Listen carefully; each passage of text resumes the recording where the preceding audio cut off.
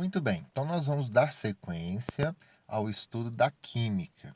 Na nossa primeira aula, nós falamos o que é química, então nós vimos a definição da química, nós falamos um pouquinho sobre a importância da química para a humanidade, para a comunidade, para a sociedade de um modo geral, em vários aspectos. Nós falamos também um pouquinho sobre algumas definições, como o que é corpo, o que é objeto, o que é matéria. Nós vimos que matéria é tudo aquilo que possui, que ocupa lugar no espaço, não importando o seu tamanho, não importando se é visível ou não.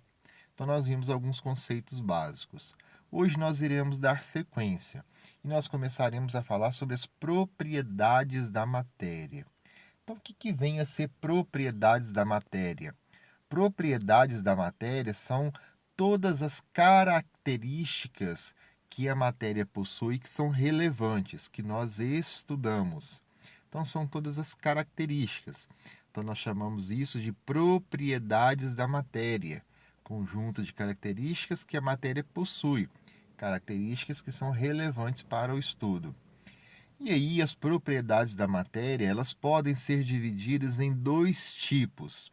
Nós vamos ter as propriedades gerais e nós vamos ter as propriedades específicas. Qual que vem a ser a diferença? Quais são as diferenças entre elas? Então, olha só, as propriedades gerais são aquelas características que são comuns em qualquer tipo de matéria, porque nós não temos somente um tipo de matéria, mas nós temos diversos. E esses diversos tipos de matérias possuem entre si algumas características que são comuns, que são iguais. A essas características que são iguais, nós chamamos de propriedades gerais, ou seja, é geral, é igual em toda a matéria. E aí nós vamos citar algumas delas. Nós vamos ter a massa, nós vamos ter o volume, nós vamos ter a impenetrabilidade, nós vamos ter a divisibilidade, nós vamos ter a compressibilidade, entre outras. Não são somente essas. Essas são apenas algumas das principais propriedades gerais que toda matéria possui. Quando nós falamos de massa, nós falamos de volume, nós estamos falando também de grandezas.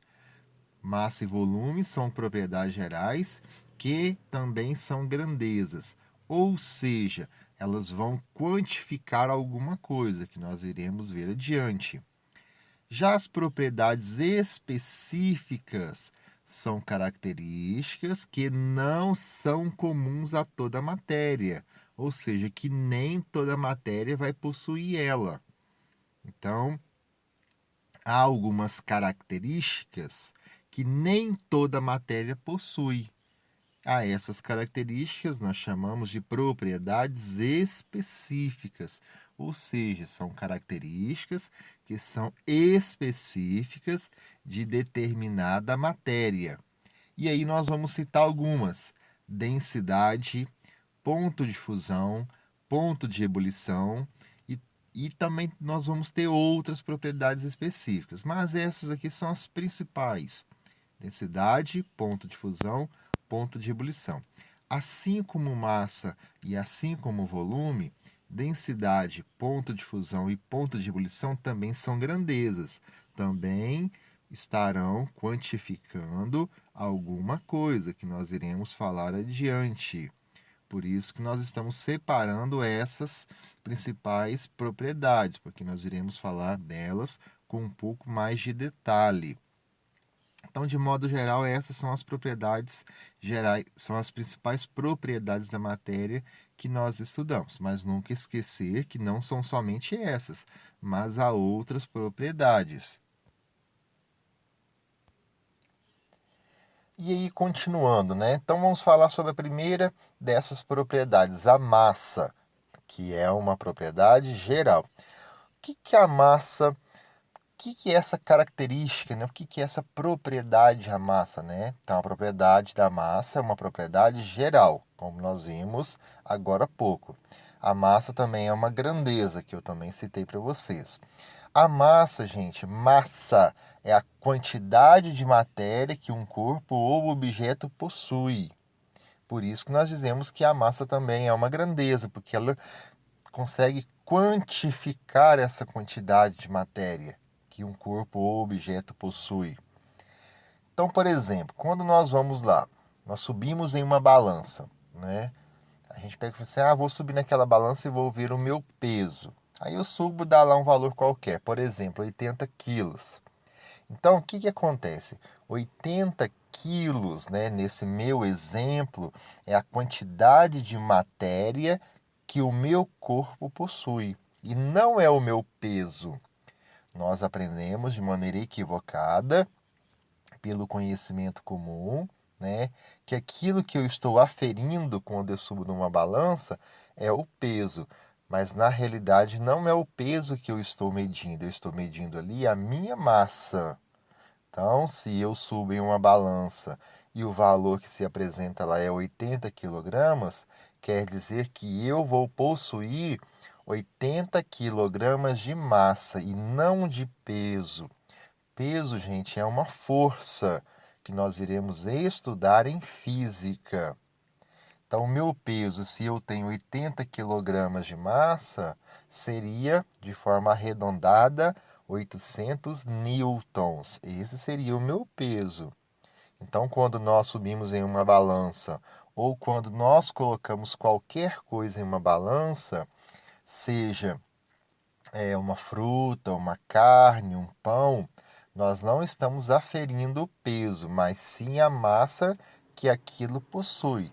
Então, se eu pego ali uma sacola de batatas e coloco em cima de uma balança e marca 3 quilogramas, ou 3,5 kg, seja lá o valor que for, então aquele valor que vai apresentar na balança é a quantidade de matéria que aquele corpo possui, certo?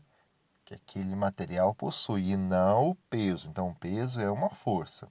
Mas é fato, né? Nós nunca vamos deixar de usar, né, a expressão peso, porque nós nos acostumamos assim. Mas é importante sabermos que a definição peso para aquela circunstância não é a definição correta, mas sim a massa. E aí, toda grandeza, ela possui uma unidade de medida, que vai ser um símbolo pela qual nós vamos representar essa quantificação. Na massa, nós podemos utilizar miligramas, nós estamos vendo aqui, nós podemos utilizar grama, nós podemos utilizar quilograma e nós podemos utilizar tonelada. Tem outras, mas essas aqui são as principais unidades de medidas e as suas conversões que nós vamos utilizar para representar a quantidade de matéria que um corpo possui. A nossa outra grandeza é o volume. O que vem a ser o volume, né? O que vem a ser essa propriedade geral que nós citamos anteriormente? Então, gente, volume, quando a gente fala em volume, não é o volume do som, né, lá do nosso aparelho de música, do nosso home theater, do nosso celular, da nossa televisão, não. Volume, quando nós falamos, é uma propriedade geral, né, e uma grandeza que vai medir a quantidade, olha só, mede a quantidade de espaço que a matéria está ocupando.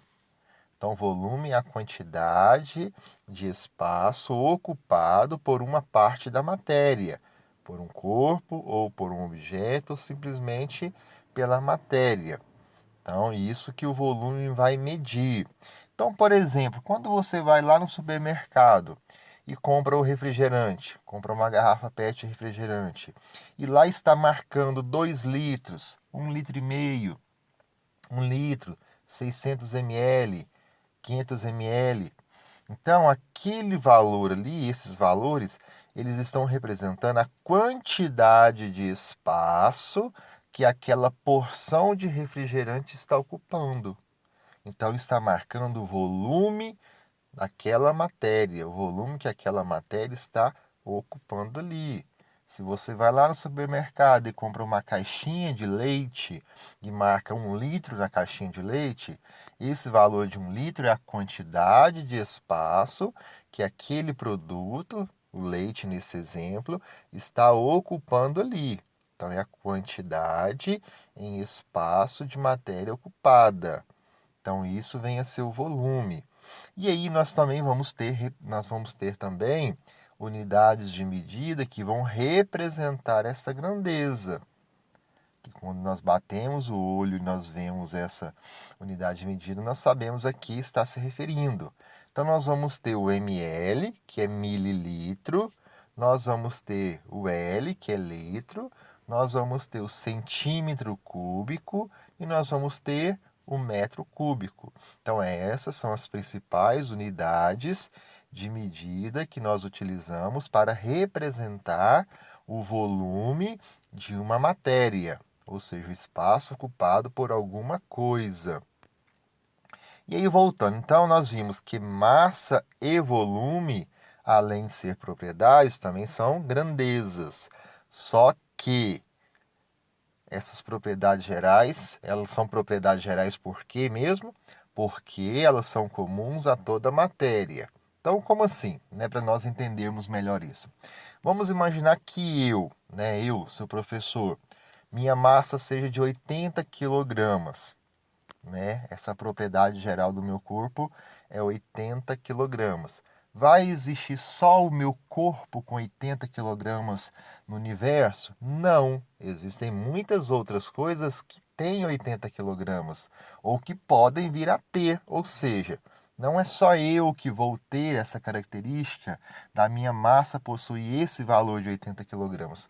Qualquer outro material pode possuir 80 quilogramas. Ou seja, não é uma característica exclusiva a mim. Por isso que é uma propriedade geral.